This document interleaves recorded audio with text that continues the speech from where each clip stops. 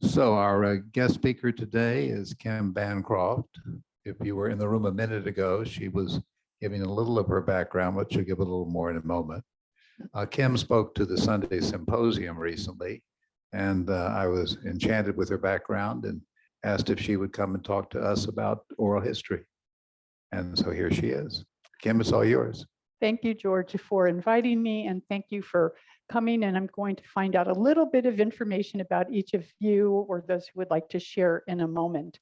So yes, I was here a few weeks ago, and I got to have the opportunity to speak about a book that I wrote about my great-great-grandmother and her predecessor and the letters and journals that they had written. It's called Writing Themselves into History, Emily and Matilda Bancroft in Journals and Letters.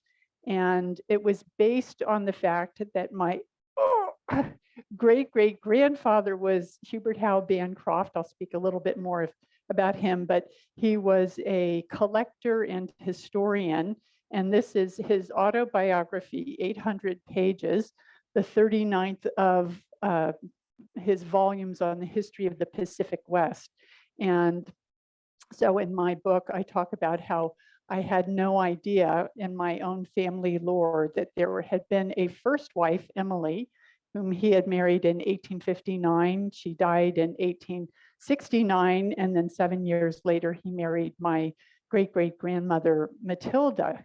And so Emily's had all of these letters that she'd written from San Francisco to Buffalo to her family back east in the 1860s. And then Matilda kept these diaries that were very detailed and interesting.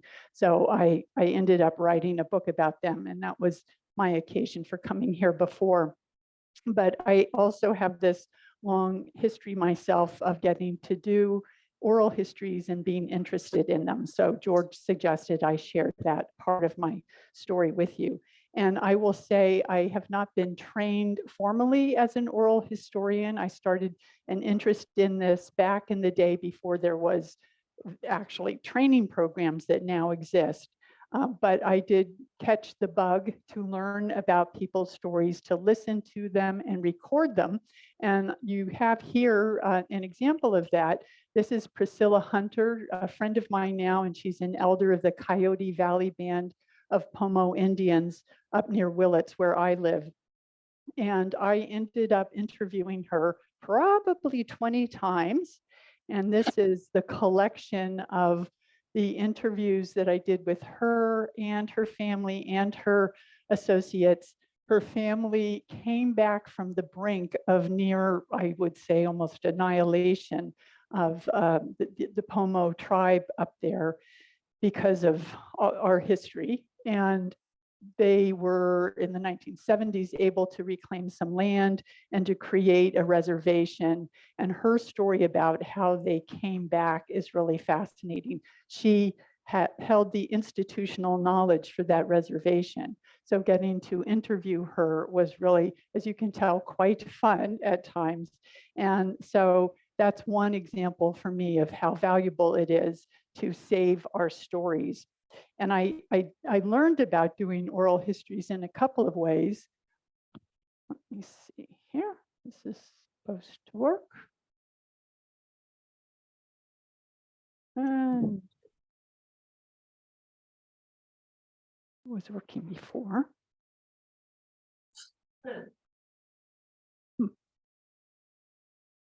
Actually, if you take it off and I start it again, that might work.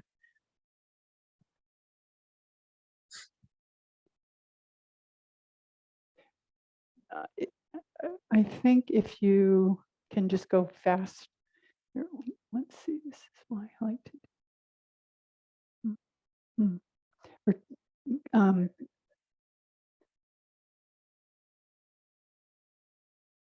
Excuse me? Yes, it's about doing oral histories as part of your genealogy. So I think if you do escape, just not just do this. And I don't know, it did work before. Okay. Okay, that might help. Okay, so just to go back to this point, I did learn about doing oral histories through H. Bancroft because of his interest in saving the history of the West. He began in the 1850s and 60s to collect maps, pamphlets, government documents, posters, and oral histories of the early pioneers who were coming into the West or had come in by the time he was doing these oral histories. He and his assistants would sit, he called them dictations, and would simply write down everything that that person could say about what it was like to help form the local government, culture, commerce of the time.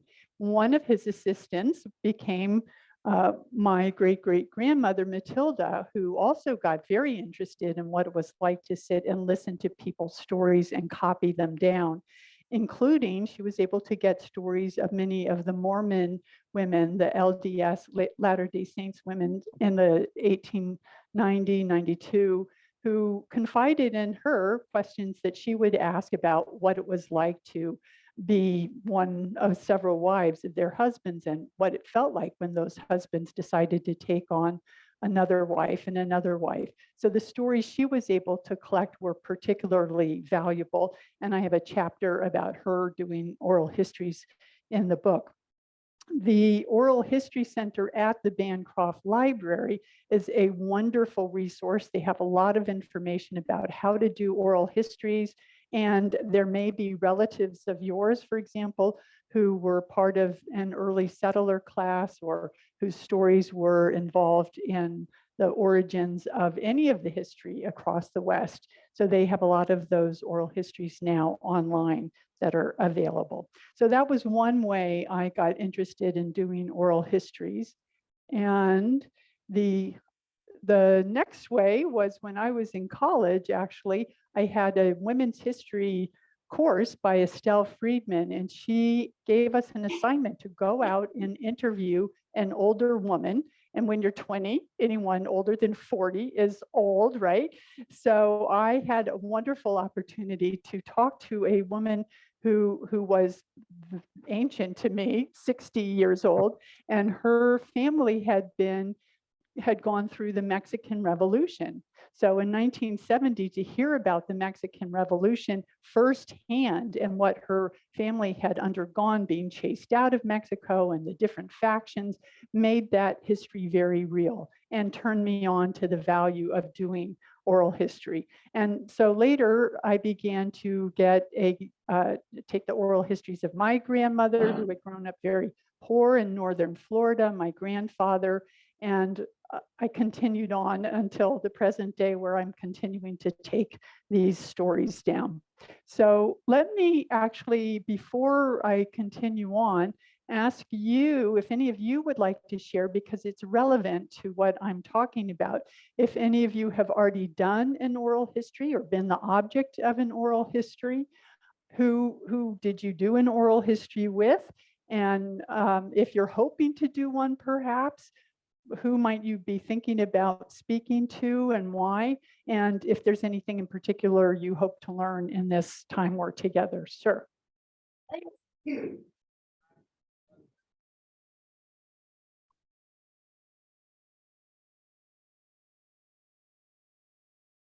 And if anybody came in late, there's a couple of handouts that are on the back chair there that George provided.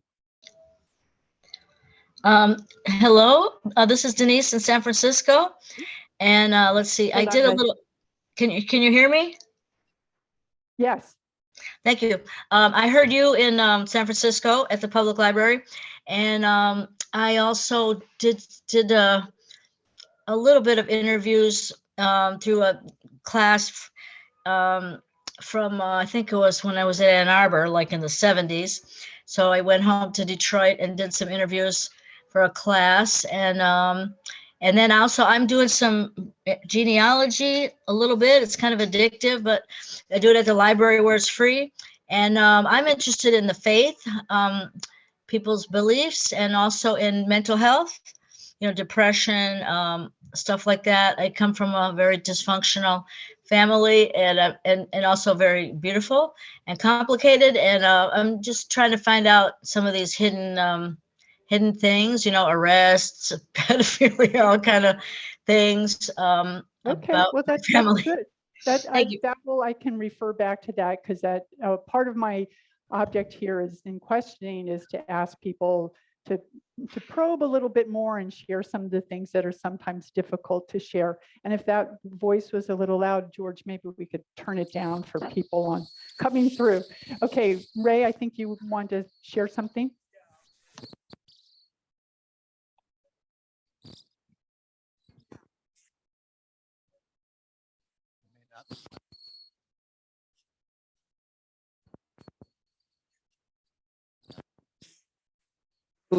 There we go. Well, almost.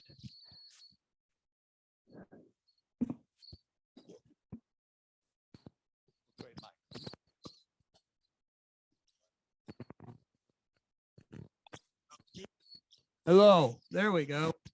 Okay, I'm Ray Black. I LA. My interest is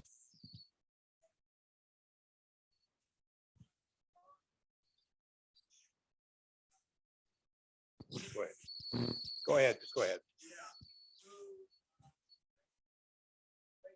grandfather who was supposedly half Indian, half a Native American from New York. And they both did extensive research in New York, found nothing. But the oral history is that he was half Native American. He was an orphan, and he lived in upstate New York. Now, what I've done is I've done a PowerPoint presentation on that entire family, because my great-grandfather happens to have around 200 letters that he kept that were written mostly in the 1880s, 1870s, Wow. 1880s, till he died in 1932. So Well, no, that's a wonderful trove. So those letters, that's a whole other topic about what we do with the treasures of the archives, but they may lend some information about the history of this grandparent. So great, thank you. Is anybody else like to share your interests, or if you've already done one, will be doing one? If there's anybody online who wants to share, just unmute yourself and I would like to share. My name is Chris, and I've been interviewing my mom over a period of years and recording it. And one of the things I found is that the stories that I've heard growing up, they were so disconnected. And when we actually sat down to do kind of an oral history, informal as it has been, everything started to click and make sense. It really helped put it all into a more cohesive picture for me. And the other thing that I found is that off the microphone, just talking afterwards, a lot of stuff she would share with me that she never shared ever in her life. And I've been respectful about not including any of that, but it's like it got the process of her talking more comfortably. So Very that's good. been really interesting. Yes, and that's a good point, and I'll come back to that, speaking to the disembodied person, Chris, because you want to create a safe environment. And in fact, I think I'll go from there. That's actually a first principle I have.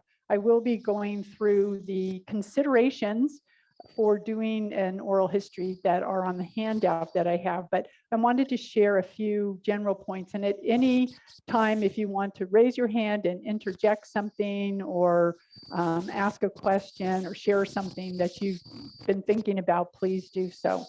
So the two handouts, one is the few considerations. I think of it as kind of the logistics for conducting an oral history. And the first thing is to create a safe environment. Now, you may decide after doing this or thinking about it that you want to interview somebody, a friend of yours. I highly recommend it.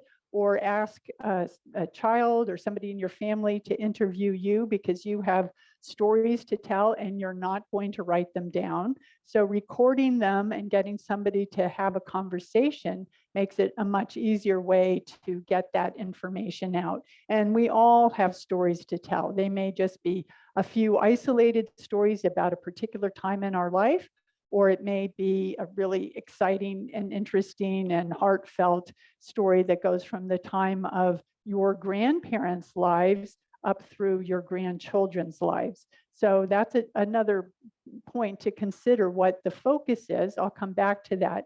But whatever you do, you want to have a safe environment.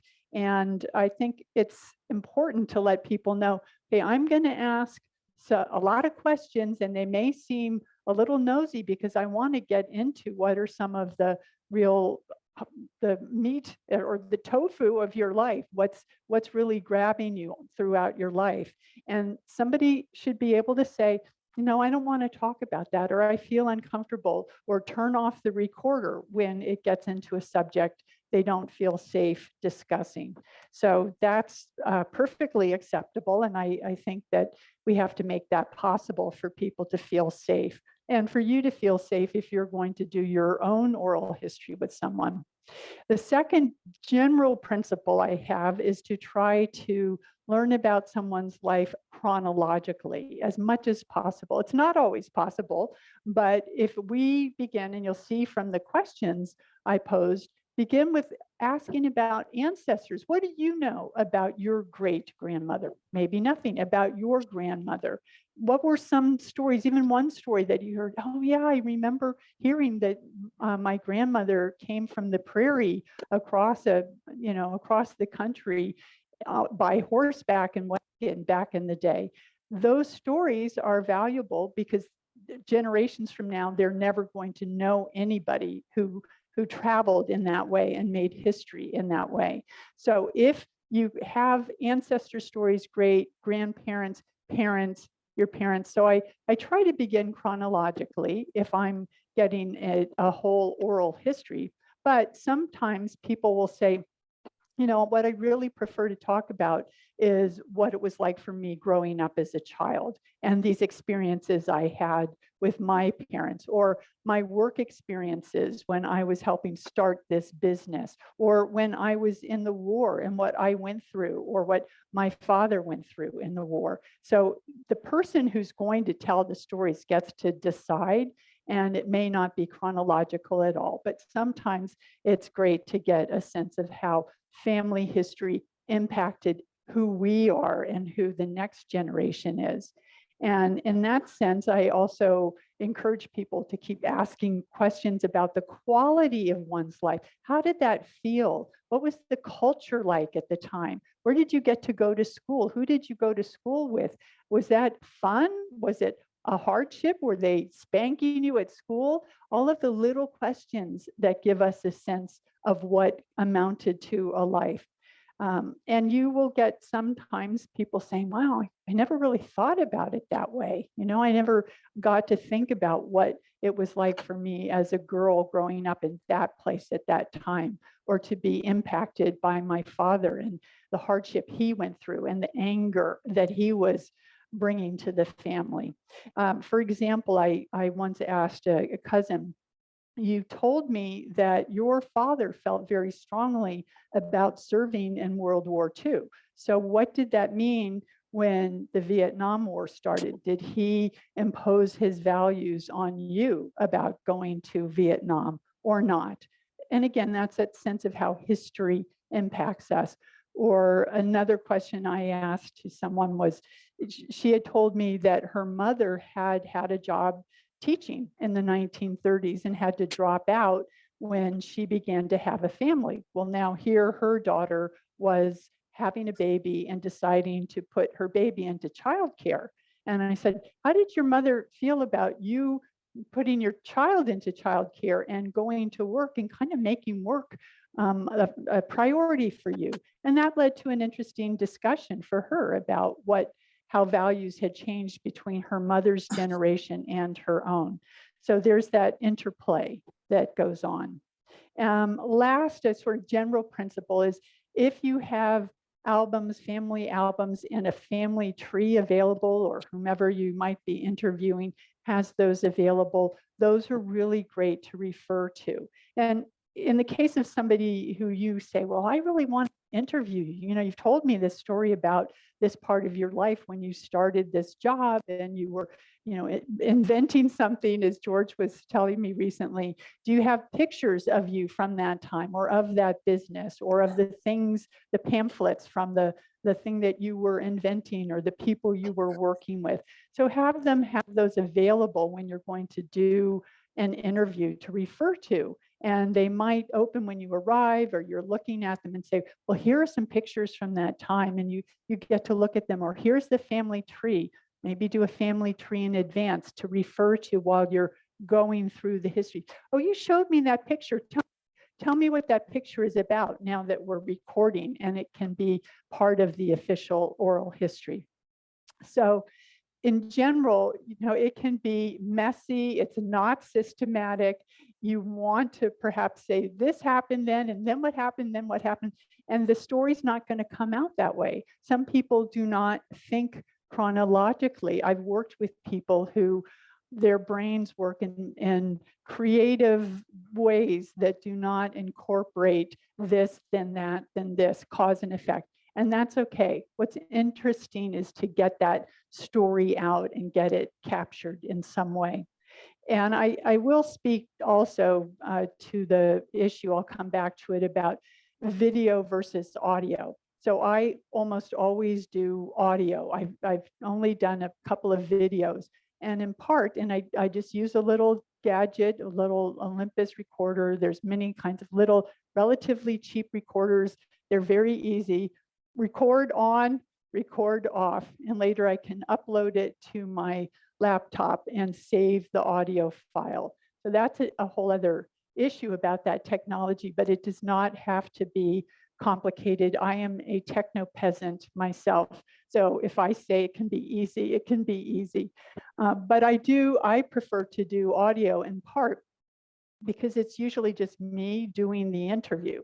So I put the recorder down and I want to look at you in the eyes while you're telling me your story. And I don't want to keep looking over here at the cameras. The camera, are you still in the camera? And unless there's somebody else, you've got another family member or friend who wants to hold the camera, or you get a little tripod for the camera, and you can do it on your iPhone these days.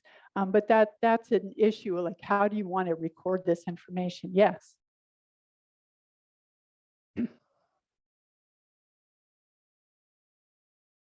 Mm-hmm. Mm-hmm. Yes. So if you, and would you be using like an iPhone or Android? Yeah. Yeah, yes. So the question was, if you are going to interview somebody who's on the phone, and I have done phone interviews as well, how can you do that? So if you've got, there are two methods. If you have an iPhone or Android that has voice memo on it, once you place the call, just press voice memo and start recording the phone call, and let them know that you're recording so that it's not secret information. But of course, they know that you want to record it. And I do really believe in trying to record if you can. It's hard to take notes and get it all down. Then you also have this person's voice saved. So you can either do the voice memo on the phone that you're calling from, put the phone down and just, you know, so you can take notes. Or sometimes if you have another little recording device, then you can have the phone on speaker and have the recording device next to it and do it that way. And that's a really great question. Thank you. And I would say also try it before you do it so that something doesn't go wrong and you've just had an hour-long interview and you realize nothing was saved. There's nothing more disheartening. And I have done things like that. So yes.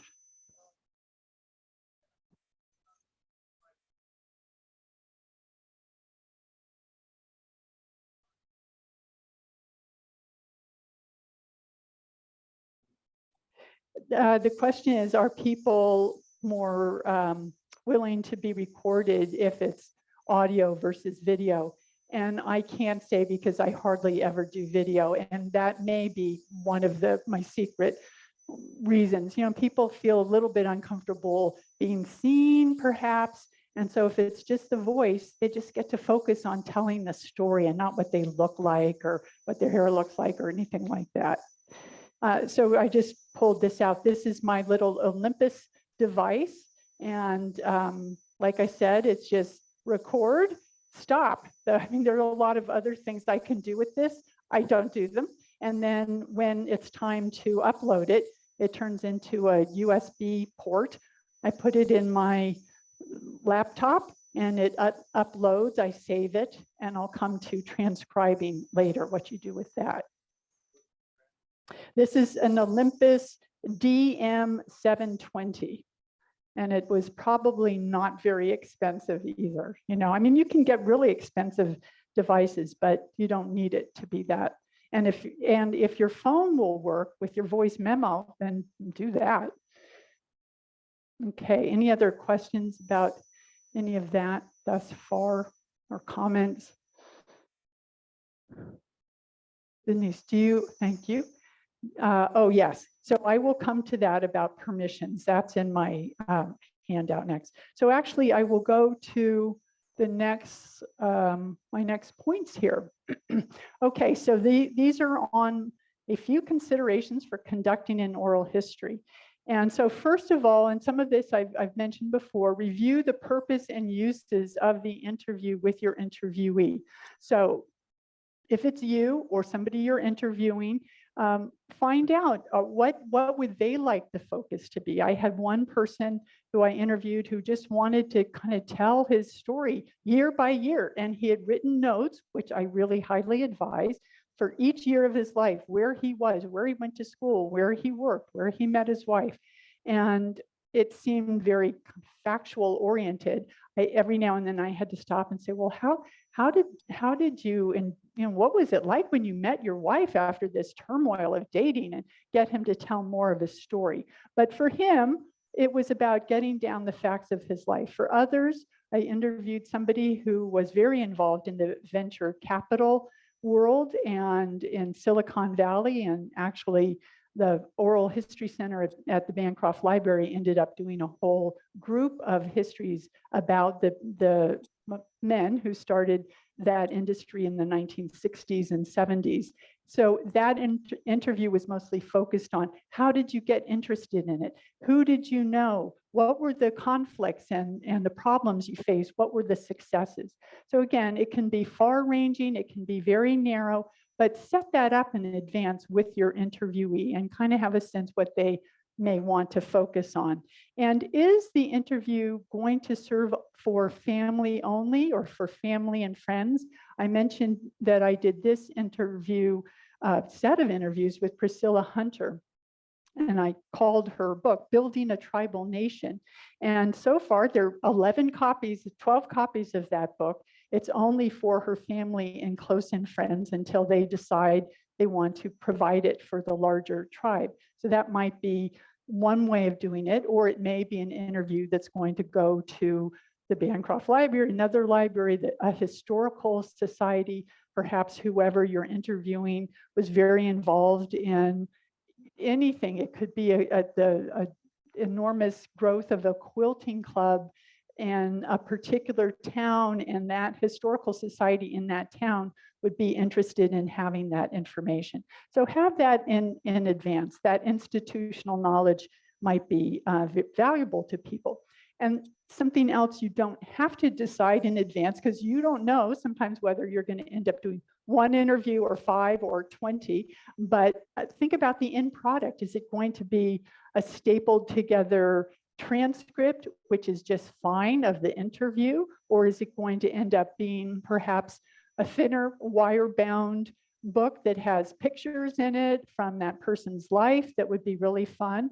Or maybe you're going to end up, this is a book I created about Fred Short. It's called The Story of Fred Short, American Indian Movement Spiritual Leader, another man I met up in the Willits area.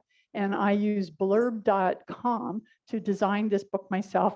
had never done it before. It was really fun.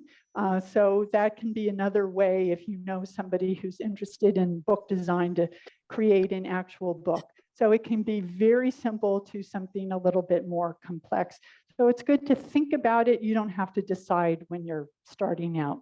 Now to Denise's question, permission form as necessary, you can find these online, and it depends on the purposes of this. If this is really just for the family, then you probably don't need a permission form. But if you know you want to donate this to a historical society or to a library or to any other kind of institution, it may be good to get a permission form.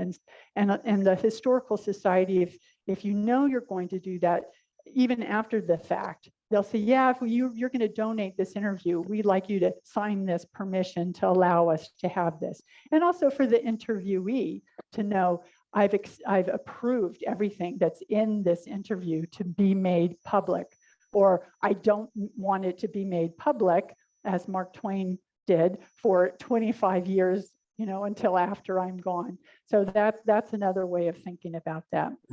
Okay, any questions, any other questions about that? All right. Yes.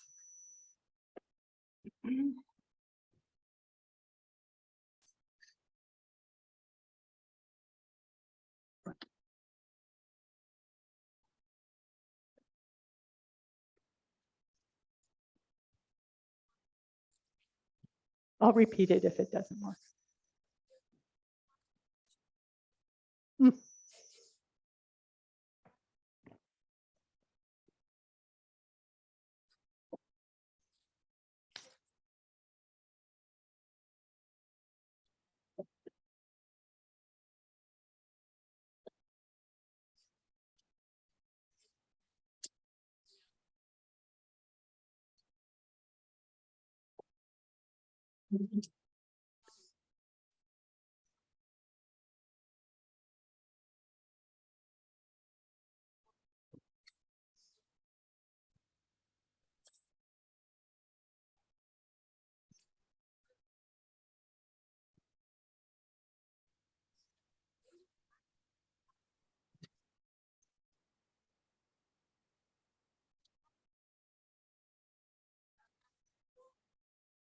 Traditions, oral traditions.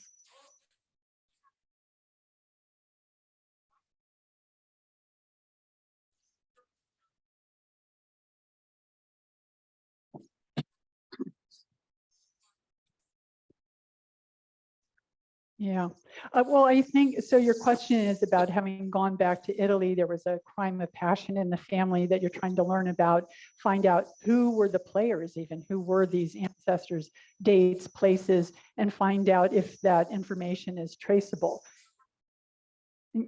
Yes. Mhm.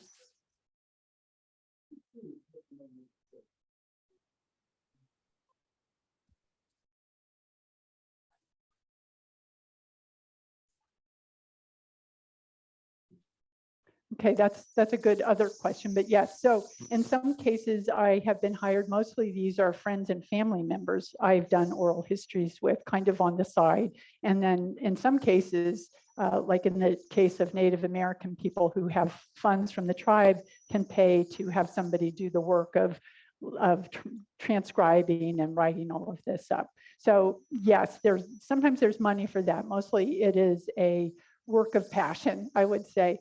And when it comes to getting some of that information, you can do, and probably some of the folks here in the Genealogy Club know about, using ancestry.com to get birth certificates, death certificates, census reports that are really great for finding out who was living in a home and when. That may not apply to Italy, for example. And I will also say that we're kind of doing this history detective work to get as much information as we can. We're sleuthing, and we can't always get the right information. When I was doing this book and I was learning about my great-great-grandmother and her predecessor, I ended up interviewing a woman who was 85, who was a descendant of H.H. Bancroft's first wife. And she told this story, I did put it in the book, that she said that her her grandmother had gone to, H.H. Bancroft was her great grandfather, to his house when her child was sick, and that H.H. Bancroft had said, I won't have anybody die in my house, and didn't let them stay there. Is that true? I don't know. And maybe it may be true, but that's part of what happens with history. It's like telephone. You pass it along, and we don't know what actually happened. What's also important is that is her memory, and those are the feelings she had about this man and that whole side of the family. And so when I showed up at the door and I said, I'm his great-great-granddaughter, she was like, yeah, so, she was not so happy necessarily to see somebody. And that's something you work with. So I think that telling the stories, that even if they're Bürgermeisters, if they're not true, you get to hold those as part of family lore. And that's interesting as well. Yes. So, but it can be fun. It's a fun challenge to work with if you want. And there's a series of comments online that I wanted to make my comment on, then you can Sure. make your comment. These relate to what if there's something in the interview that it turns out might be considered to be unsavory, slanderous, problematic. Yes. Okay. You're probably going to get to this I later, will. but I know one of your comments has to do with having the interviewee approve what you've done. Yes. So I will come back to this because it is a very important question. If somebody says something, I'll tell this story now. I interviewed someone who, a very distant relative, and she told me that her mother had committed suicide. And in the course of the interview, she revealed this story, partly because we were friends by then. She felt very comfortable with me, and she told the story. Then after, when I had the transcript and I gave it to her, she did not want her family, she did not want her children to see that. And so I took it out of the transcript, and that was history disappeared, and gave her the transcript to pass along to her children. Later, when she passed away, I got to speak with her children, and we were together at a memorial service. And one of the daughters said, did you know that her mother committed suicide? And I said, yes, I did know that, but she didn't want you to know. And she said, well, of course we knew it, but what was important was that this woman didn't want it in the official record that would be passed along. And who am I to question why, or even her daughter? That we respect that. So if there is, and speaking of that too, there was a whole series of oral histories that were done of Native people up in Mendocino County, and a wonderful book that I actually got that was not quite as thick as this, but some amazing stories. Somebody later said, before it got printed, that there were slanderous things that appeared in some of those that were giving away secrets of Native people, and that's a huge taboo. And so the book never got published because even after permissions went out, there was a concern about publishing for a larger community information that was secret and privileged for the Native community. So of course, that didn't go out. Now, the information's still available in certain ways, but it's not widely disseminated. So I think it is important, and I'll come back to this point, protect the people who are telling their stories. And if they don't want something out, you take it out of the record. So does that answer that question there, George? Okay. And I can come back to it. Okay, so this is still before the interview, and much like I said, doing these interviews, it could seem we're all over the place, but we do come back. So make sure your equipment will work. I've done interviews where the batteries died. You do not want that to happen. If you're using your phone, make sure it's charged and you have your charger available. That seems obvious, but you would be surprised, especially if you end up, you're on the run, like, okay, I've got my device. Make sure you have your batteries available. And the last point here, really important, set up the interview in as quiet a place as possible. I had an interview with somebody, it wasn't an oral history, it was for a book, and he didn't want me to meet him at his home for a particular reason. It was winter. He suggested a cafe. I should have said no, no, no, but I was trying to please him. And the recording was all about the tinkling of the china and the silverware and the door opening and people talking. It was lost. Another interview I did with my grandmother when I was 22 and didn't really know any better. And she was very hard of hearing. I set the recording device next to her. Well, the telephone, and it was one of those old telephones that we know about, rang really loudly. So when I was doing the transcript, it was like other interruptions. Make sure kids and even older kids, nobody's coming in and out. It's a quiet time just to listen, and there won't be other interruptions. A cousin of mine wanted me to do his oral history. We went to the back deck, and there's a noise out here. I think it's outside. Is that right? That kind of noise can be picked up on a recording device. And when I was listening to his interview, there was wind going and there was a nail gun next door. So again, you really have to plan for that. It seems obvious, but you never know. Okay. Now at the interview, some of this I've mentioned a little bit before, but you can suggest that they stop for breaks. This can be very intense. Somebody might be getting into a story that's very painful or sad or wonderful, emotional, and it's good to say, hey, we'll stop for break whenever you want. It's their story, so they should be in control of how the story flows. And if it's emotional, make sure that you have not only paper, pencil, and water available, but tissues, because they might start having a good cry, and they may say, oh, I stop, and you can stop, or you say, should I stop? No, it's okay, I'll get it together. So that's a really a wonderful thing to be able to offer. Again, that safety to say, I'll turn it off, or we'll keep going, whatever works for you.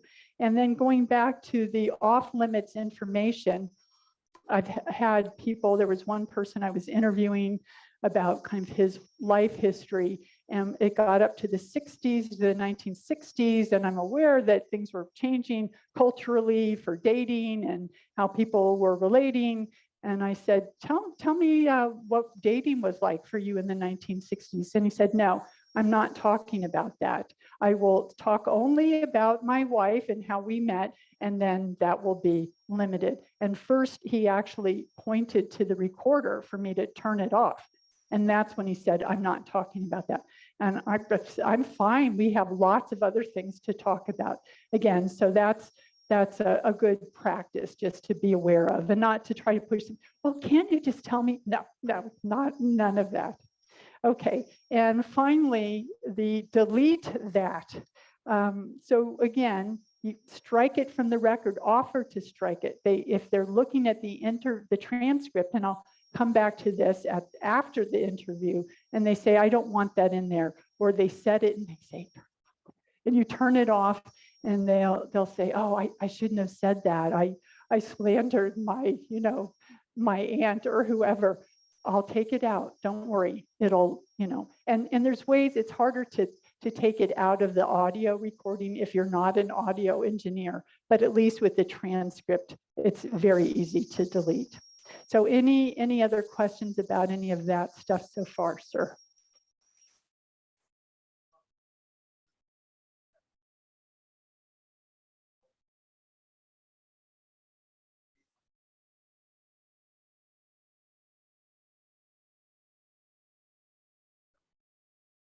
I think that's a good question. So the question is, if your interviewee is talking about others and saying things that might be questionable about them, do we need to get permission to include them in the interview?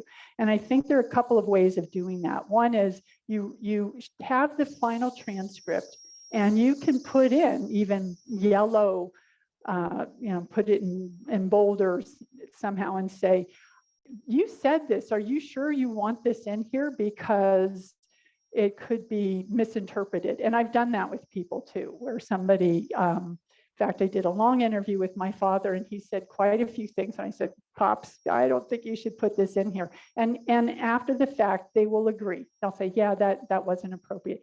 Or you can, if they're very insistent, no, that happened, I want this in the record, you could change the name or make it look like it was somebody else, not that specific family member or friend. Or you can suggest very strongly, this could be libelous to this person if it becomes public outside your family circle, and who knows who could get a hand on it. So I think you need to get permission. And that might, at that point, they would say, yeah, I don't think that's going to happen. Now, if the person has passed away, that's another question. You can say, well, they're not here, but would their children be hurt by seeing this information? So again, you know, that's part of the, I don't know, the excitement, the thrill, and the danger of asking questions that are going to provide some very real and important information that maybe should be better kept with the person who is giving the interview and not generally spread. And you have to be your own judge of that. Yes. Yes, exactly. And that was the case of this person whose mother had committed suicide, and she didn't want her kids to know the circumstances. So, and as far as I know, they may never have learned the actual circumstances. They just knew that their grandmother had committed suicide. So you can kind of hide some of that information as necessary, but you be ethical, you know, nobody, you don't want somebody coming after you later and saying, why did you let that information get printed and distributed and now it's all over the web? And we have to be aware that things can get distributed pretty easily. Okay, any other questions or comments there? Okay, so then during the interview, the first thing is sometimes when we're talking to people who are our family or friends, we're used to having a conversation and full of interrupting, like, oh, really? Oh my gosh, did that happen to you? And we have these little interjections that are interruptions. And it may be that you are recording a conversation because that's what you want. You want to have more of a flow between you. On the other hand, those kinds of interruptions can be difficult when you're trying to get the transcript, and that you just want to see that person's story unspool. You don't want to hear what we had to say, what interject a question like, well, when was that and who was that? So that's why the paper and pencil is really important, to write down, I need to get the spelling of that. And she mentioned that it was her mother and her father, but she didn't say their names, or she said she was born at home. Well, where was home? Or he mentioned he went into the war. What year was that? So have those clarifications for sure, but you may want to put them down on your notes and go back to that later. And then I also mentioned that if you have or can create a family tree, that's really valuable, either before the interview or as a separate interview or afterwards. A timeline perhaps for all of the people that I've done books for, I create a timeline out of some of those interviews, or later go back and say, tell me when this happened, tell me when that happened. And they may not be thinking in terms of specific years, or if you ask for a clarification at the end of a story, and you say, what year was that the tribe had to get moved off and go somewhere else? And she said, well, I don't remember. I said, well, you can look it up and come back to it. So you think of an interview may end up being 2 or 3 if you have the time and energy, and you go back to find out when else somebody was, they get to interview somebody else perhaps, say, when was that we got moved off? Are there other questions that are coming up that I'm not seeing them? Okay. Speaking of, not interrupting and asking the questions later. Okay, and so that relates to getting the information later. So let people know that sometimes somebody might feel really bad. Oh, I can't remember. I used to know his name, or I should remember the date when my brother was born. Well, it's okay. Let's just keep moving through the story now. And you can get that to me when I give you the transcript and you have more time to look it up. That's really important. You don't want anybody to feel bad about spelling or dates. That's not as important as maybe the quality of the story they're conveying. Now, to go to asking questions, I suggest again that you prepare your own list. They may have a very specific idea of what they want to talk about, and you discuss it in advance and say, oh, well, we're going to talk about the time that you came west and got involved in as one of the Rosie the Riveters. In fact, at the Oral History Center at the Bancroft Library, there's a whole oral history of many women who got involved in the war industry.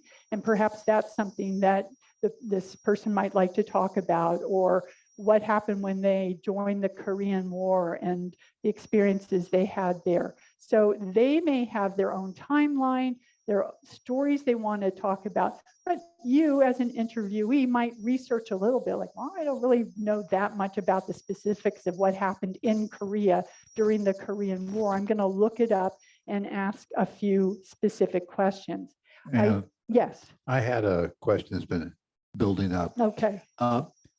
Sometimes in an interview, I am sure you run into situations where the interviewee either says two things that are in conflict with each other, or actually says something that you know not to be basically true. And some of that just people expanding as their brains over the years have expanded events to be a little different than they actually were. How do you handle that? Good question. So for one, never create conflict during the interview. That first principle, safety in the interview. So you don't want to say to somebody, well, wait, you just said this, or even in a non-confrontational way. Well, you said before this, is it this or is it that? So you can ask that question, but perhaps let this story unspool, and then later say, well, now I'm wondering if you mentioned this happened, and then you said this happened. Can you clarify that, please? So you're just asking for clarification in as gentle a way as possible. And if you know they're saying something untruthful in some way, you don't need to face them down on it. That is their truth, perhaps. And it's interesting. You think about, like, wow, that's how they see this. I'm just going to take that in as part of their story, as their reality, their experience, and figure out perhaps later, if there's another interview, to come back to that and say, you know, I looked that up and this is the information I got about that. What do you think? And so again, try to make it as open as possible. Did you have a question about that? Or, oh, yes.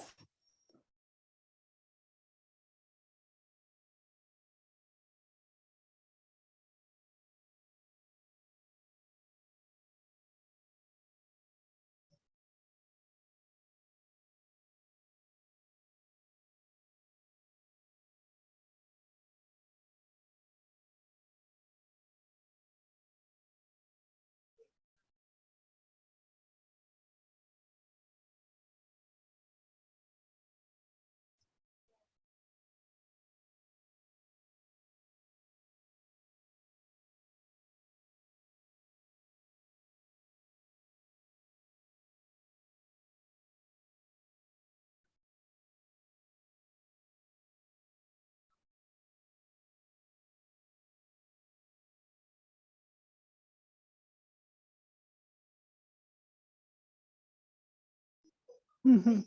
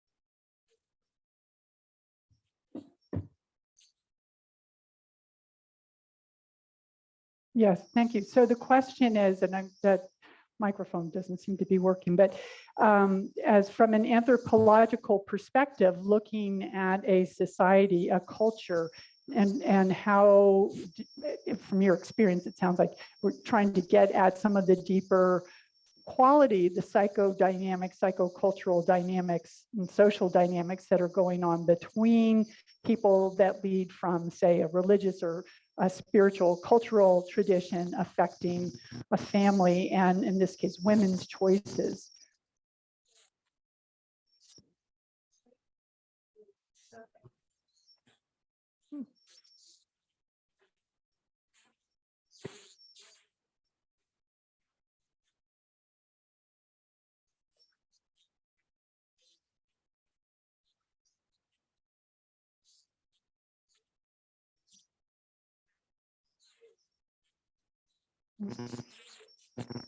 Right. Well, that's wonderful, and you were able to do a whole study. I mean, I actually did a study for my PhD that was on charter schools, and I interviewed parents and students and principals and administrators and teachers at 3 different charter schools in 3 different socioeconomic contexts. So it was very anthropological and sociological in that same, and I didn't even think about including that, but it's the same experience of why do we do what we do? That's kind of my essential question. Where does it come from? And when I said that we're looking in some cases at the family chronological events, how does that affect choices that people made? But that's also true of a society. And again, in the case of Priscilla Hunter, she's looking at her family as the ones who helped recreate this tribe, but there are also other members of the tribe who became part of recreating the dances that the Pomo had, that they had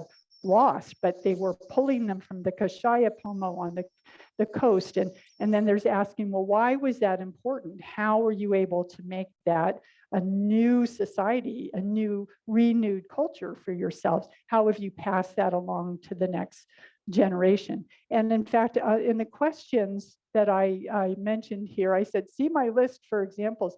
And many of these, when it comes to it, this is not to be overwhelmed by, but to stimulate questions. And there are questions in here about how might they, the ancestors, the parents, whoever you're interviewing, have had limited opportunities or not based on their race, ethnicity, class, gender.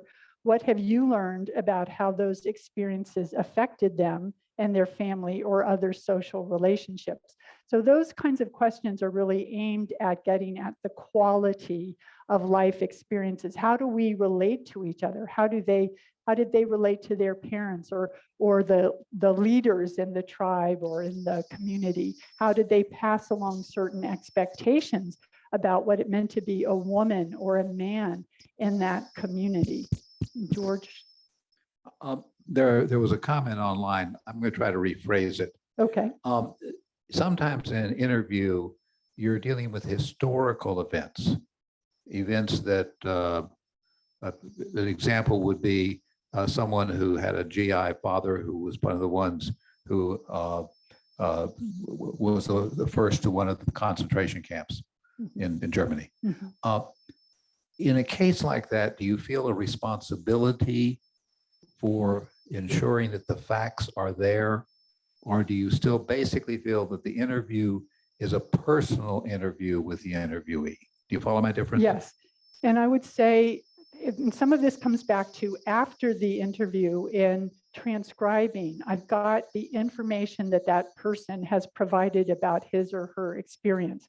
But I'm also, as a sort of amateur historian, looking for other facts to bolster. So in the case when I did the story of Fred Short, a wonderful man who had come from the Chippewa Reservation as a child. His family was one of the part of the urban removal of Native people from many Western sites and ended up in Sacramento. I can easily say, went through hell with his family, and he wanted to tell those stories about what it was like to grow up and then to have gone to a Christian school and felt the weight of having to be a Christian while thinking about what it meant as an Indian person to have these sort of pagan rituals that were part of his own experience. And then the transformation he went through when he finally was able to adjust and adapt and embrace so fully his American Indian movement spiritual connections. Now, there are many places where he would say something like, you know, we were at Alcatraz at such and such a date. And I would have in the footnotes, I create footnotes where I go back, go online, and then I add, he didn't feel like he needed to explain to me what Alcatraz was. Well, there was the invasion of the native people, young people on Alcatraz Island to take over. There's a whole history that was part of that. So I put that into a footnote to clarify, not only for any reader who didn't know, but also his children and grandchildren and community are going to read this, and they may not exactly really know what Alcatraz meant anymore. So that's an opportunity to clarify. And if he said it was 1968 and it was really 69 or whatever, I would put the correct date in and note the historical facts so that it's there. And does that answer that? I think that answered the question. For those who are genealogy driven, I want to make a couple of quick points as a diversion.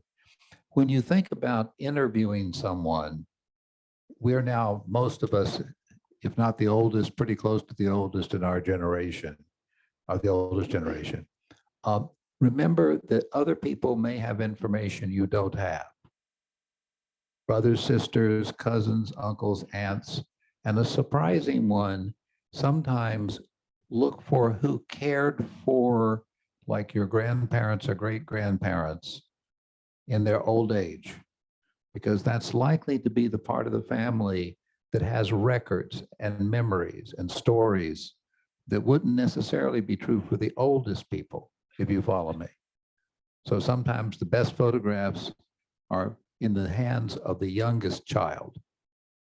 So remember, you can interview other people besides just parents and children.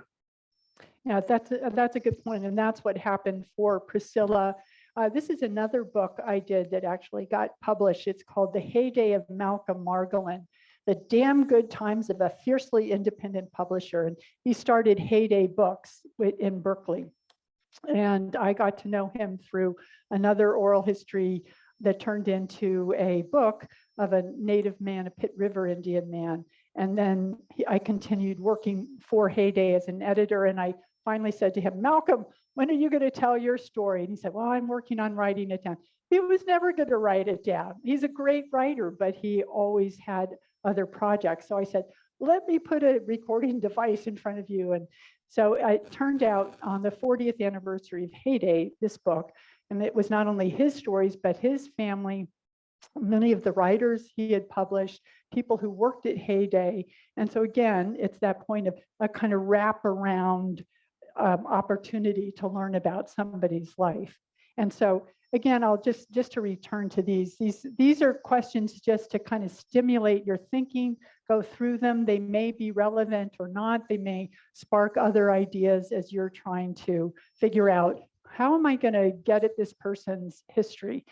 A kind of general thought here, though, is to have good follow-up questions. Avoid yes or no, of course. You want to get questions that are going, again, to get to the heart of somebody's experience. For example, how did you feel about the event? What role did you play in it? Maybe somebody had an important role as a leader in this little cultural event or the community, and they may be shy to speak about it. But if you can kind of say, well, what were you doing? What was your role there? Well, that sounds like you had an important role. Can you tell me how you felt about it? Again, just to get at the quality of those experiences. What did you wish had happened? What were you planning to do? Sometimes there's a whole story behind people who had failed experiences. I wanted to go away to college and I just couldn't, so I didn't. And they're ready to move on. Well, well, what happened? Why didn't you go? Well, I had to take care of my family and I was the one they depended on. Well, how was that? What were you doing? What did that feel like? Did you really feel like you missed out on something? Well, no, actually, ultimately, that was a good experience for me. Or yes, I would have been a different person, and a whole range of emotions might be associated with just push a little bit. Do you think that happened? Why do you think it happened in that way? Let me go to that. So again, speculation can be wonderful, and they may not want to. They're like, yeah, it's over. I'm not thinking about that. Or they may say, yeah, I don't know. I give a few minutes to just let them think about it. Yeah, it could have all been different, but what I think happened is that because my father passed away then, and then a whole story unspools, and you get to hear that. And they may end up saying, wow, I never thought about it that way. And that's really exciting when that happens. And then finally, concluding questions, giving time. What else would you like to share with me? And again, give it a moment. What haven't I thought about that I haven't asked you about? What do you want to share with me? And that's good. Sometimes waiting in silence is uncomfortable, isn't it?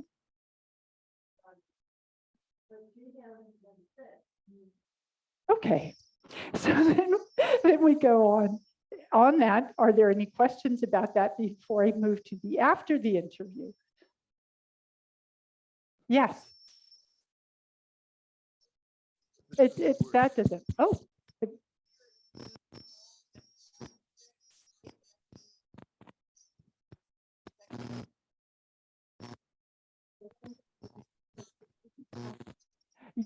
Yes, I've often for all of those, like for this little book was 5 different interviews with Priscilla, 40, Malcolm 40, so depending 20 with the main person, and sometimes they could be 45 minutes or an hour and a half, so over time.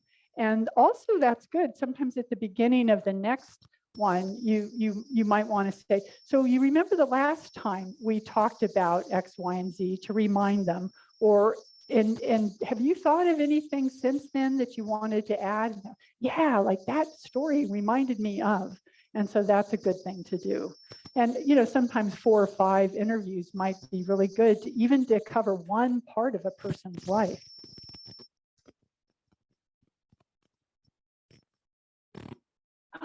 I've heard about that.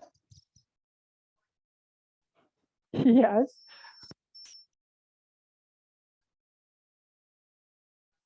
Mm-hmm. Yes. No, I just think that that's part of the risk and the challenge and the thrill of asking questions, and it's much more interesting to ask questions and find out and share the information, but with the caveat that you try to protect the innocent. And then you have an opportunity to talk about and say, well, that was my experience of my father. You were much younger. You didn't see him that way, or my brother. And I just saw the movie about Judy Blume, if any of you have seen that, who was a children's writer, and it was also kind of like an oral history. She was talking about her life and what she contributed through children's books and what she confronted. And there were a couple of scenes there with her son and her daughter, and there were those same things like, well, what did you think about how I was parenting you? So I think it's she said the truth. We have to tell the truth, and sometimes people don't want to hear it. But again, you take it with a grain of salt. Okay, so I will go to now after the interview. So transcribing the audio, I put there, I think in the handout, that one thing you can do is nowadays is use an automatic transcriber. I've spent 30 years transcribing interviews, and you've probably done the same thing if you recorded them and you're sitting there listening with a foot pedal. Was really a great invention to go back and forth a little bit, 5 seconds back, 5 seconds ahead, slow it down, but very tedious. And also a wonderful opportunity to listen to that person again, because sometimes during the interview, you're focused on, is the machine working? And somebody just came in and I hear a noise. You get to hear their voice all over again and tell that story. With these automatic services, I just found out about Temi.com about a year ago, and what could take an hour interview would take at least 3 hours to transcribe and another hour to edit, is done in maybe 15 minutes and for $15.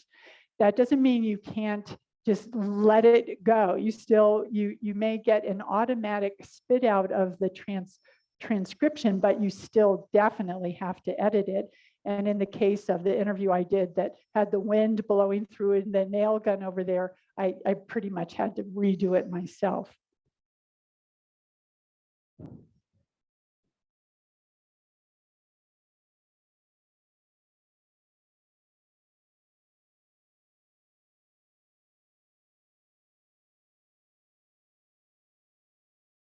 Yes, so you're saying if it is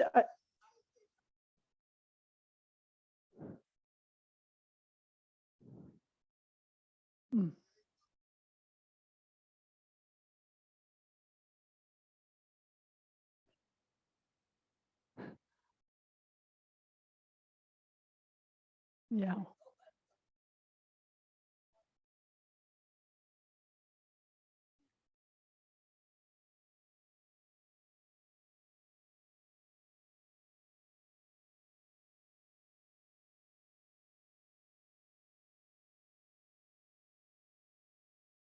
Yeah. So the comment there was if you're working with somebody and they're using a second language, perhaps an immigrant or somebody in a different country, a different language from English, then it can be on you to translate it. And that's very difficult to do as you're transcribing. And sometimes it's hard to find somebody else to do that, to do the translation first and then a transcription, right?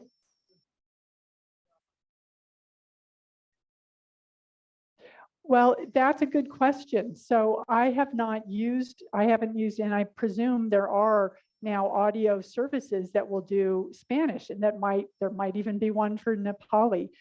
So I haven't had to turn to that. And if it's Spanish, I speak Spanish, so I would do it myself. But I would also say about using an automatic one, even if it's in English, sometimes the words can be garbled if somebody's speaking with an accent or they're saying a word that doesn't quite come out the way you think it doesn't, the automatic translation is not going to pick it up. So you still, again, have to go back all the way through it again.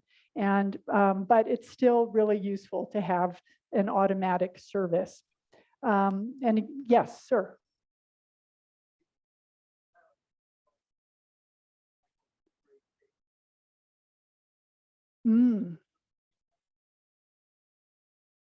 I believe so for these. And there are a lot of services available. And I'm sure in Santa Rosa, there are of places that can take those old DVDs or, even I had little cassette tape recordings and make them digital now. And it's really worthwhile doing that, while we still know who's speaking on them and can give some information about them. And again, since I only do audio recordings, I'm not sure, but when you have a video that has audio, presumably the MP4 with the audio is available to do a transcription. And so then the next step is editing, as I mentioned. And so it includes everything from taking out the getting names, dates, and places correct. So you get to go back through. A lot of us, when we're speaking, have natural poor speaking habits that are just natural. We use and a lot. As I'm going through this and hearing somebody's story, and then they did this, and then they did that. And so, or their false sentence starts that we also have.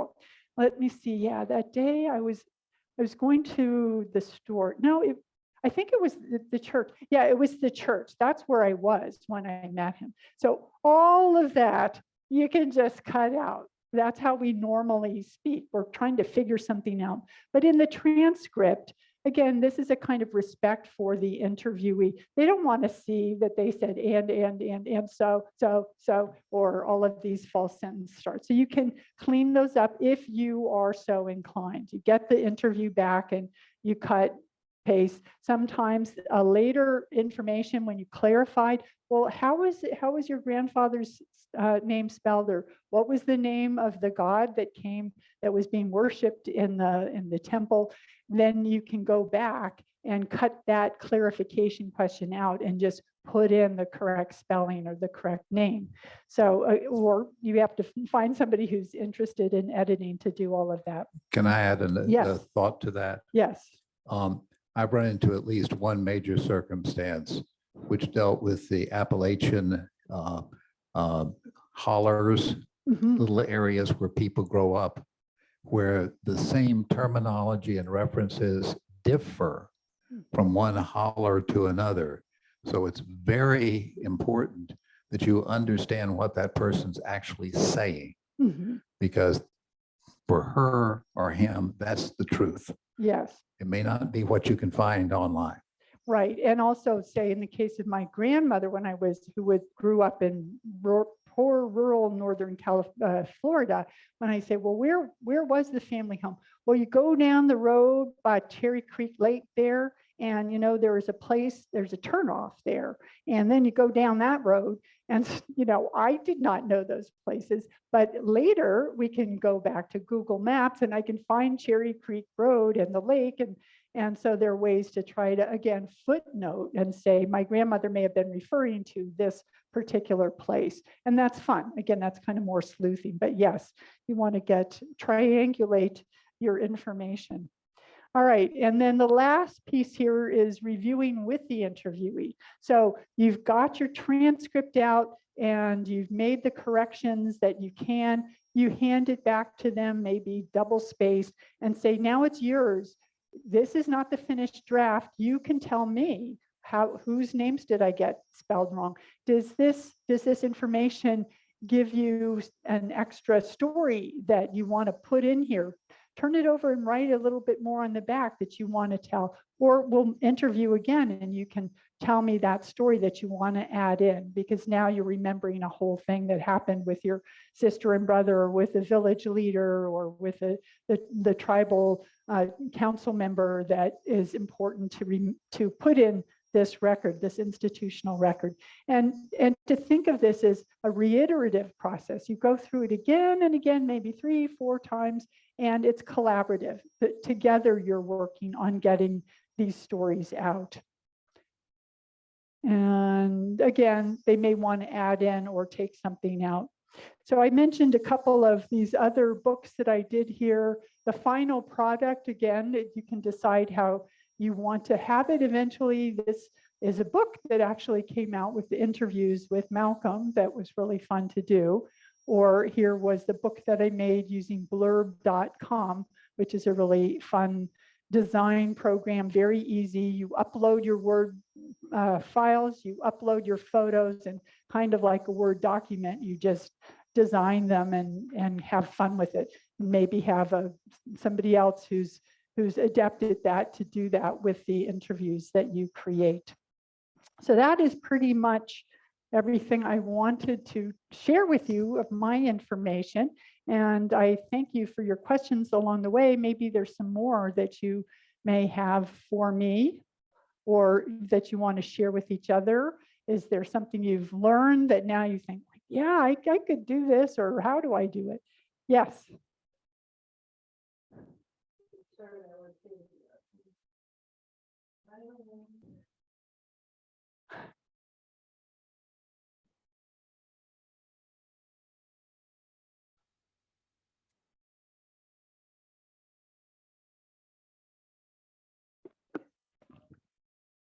Hmm.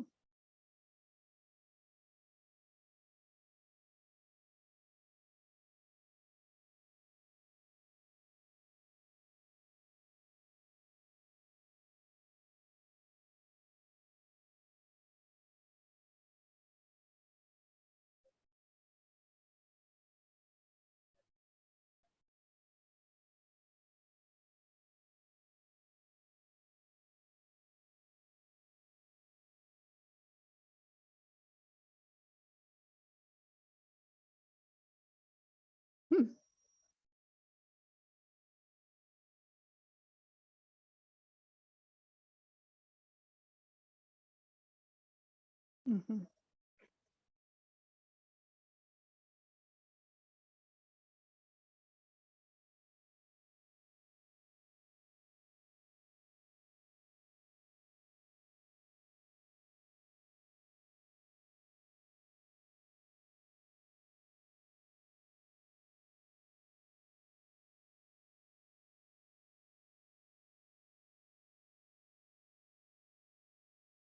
Yes, and that may mean even just turning on voice memo and spending an hour. You have a list of the times that you want to talk about and questions about your life. And I just want to share this story with who's ever out there. And here's what I want to put down.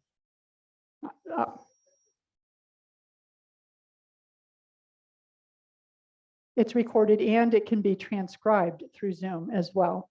And I just want to say, so on your comment about how wonderful it was to do this, and it went from an hour and 45 minutes to an hour. One thing I also do in all of these edits that I do, I take myself out. And I don't know if that was part of what happened with this interview, but you know, sometimes we can have long-winded questions. So you told me that you had gone back to Korea after the war and you visited these people that you had met there, and then you did this and then you did that. What was that like? So when it comes down to the interview, cut me out and just make some transition so that after the war, I went back to Korea and now we're just hearing that person's story. And that's really what counts, not all of my retelling the tale. Sir. Comment from the Zoom room. Oh, okay. Zoom, you're on. Hi, I just wanted to say thank you. It's just so great what you're talking about, what you're doing, and what you're teaching us, especially because we're kind of living in a age where the young people have got 150 characters in a text or using Instagram. And so we're really trying to talk about how important the oral histories are for their generation, but also what you were saying earlier about the Native American language that gets disappearing. And so I was really touched by those comments and your work in general. Thank you. And what's your name, sir? My name is Bradford. Bradford Bancroft, by chance? My Yes. brother? Yes, it is. I Good job. recognize you. You're lucky I didn't know you were on and I didn't tell any stories about you. That's all right. Good work, Kim. Thank you, honey. Okay, sir, you first and then you, sir.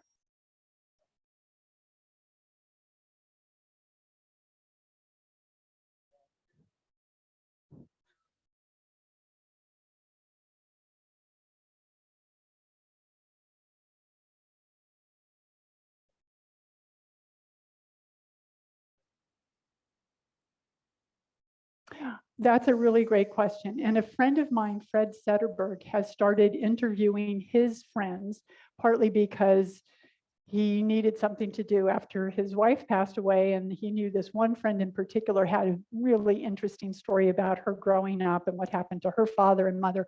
And then he started telling other people, oh, I just did this really wonderful set of interviews. And somebody else said, oh, I wish you would do that with me. And now Fred's done 4 or 5 of these. And I do think that there is a great value in having somebody listen to us, to tell our stories, that we're speaking them to someone, even if it's a complete stranger. And in the case of my great-great-grandmother, who was a complete stranger to these Mormon women, maybe that made it easier to try to explain something that she wouldn't have understood, or we don't know because we're not part of that culture. However, I would say if we're shy and we don't know anybody and we don't want to ask, but you know the story should be saved, then just turn on your recording device and do it. Have a list of ideas you want to share and share it. And even if you have a great time doing that and you tell someone, wow, I really surprised myself with my story, then tell it again to somebody else who might say, hey, I want to hear that. Tell me now. So that's a really good question, though.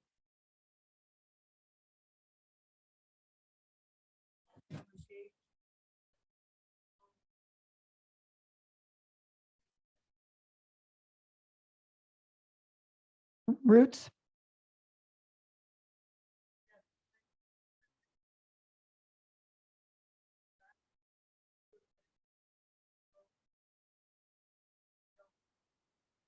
Okay, the question was, what do I think of Henry Louis Gates's Finding Your Roots? And frankly, I don't watch it very much because I don't watch a lot of TV or films. I live off grid and I have very little connectivity to the larger world. But I've read his books and he's brilliant. I think that, what do you think of it? I mean, what's your experience?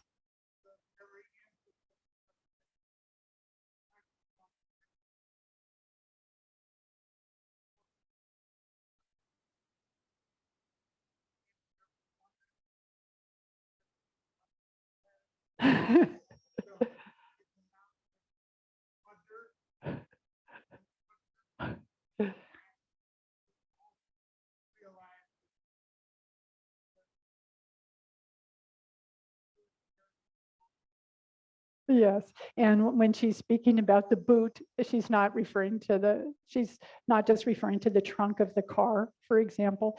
Yeah, those language differences I think are fascinating. And again, what he does, and I've seen some of what he does that's fascinating. And using Ancestry.com, the genealogy connection is really strong. I know this is the Genealogy Club.